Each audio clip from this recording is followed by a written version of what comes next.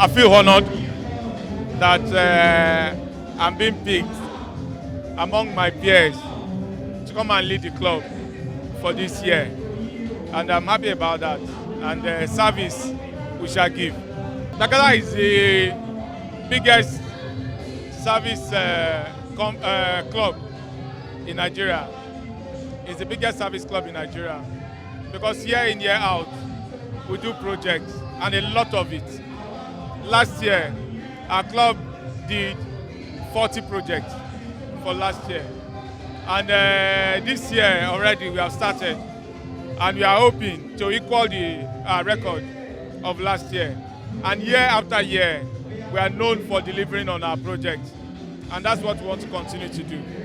And with support of other club members and our friends outside of the club, our corporate friends, we get it done.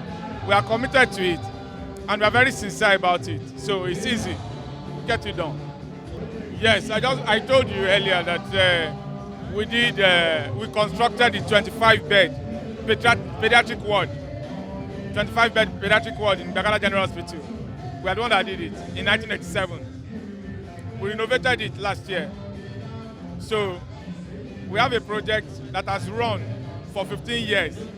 We loan a particular community in Ijebu Ososa. We loan them 15.5 million naira annually.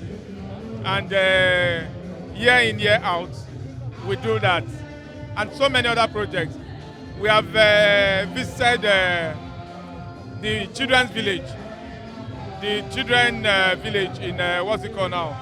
The SOS Children Village in Isolo since 1986. If you check 1986 to now, that's about 38 years. So consistently, we have gone there to give them checks and do a lot of things. So all of this, they are what we do, and they are what make us happy. And we are just sign up for it. We will do it. Yes, that's tech and peace. Tech and peace.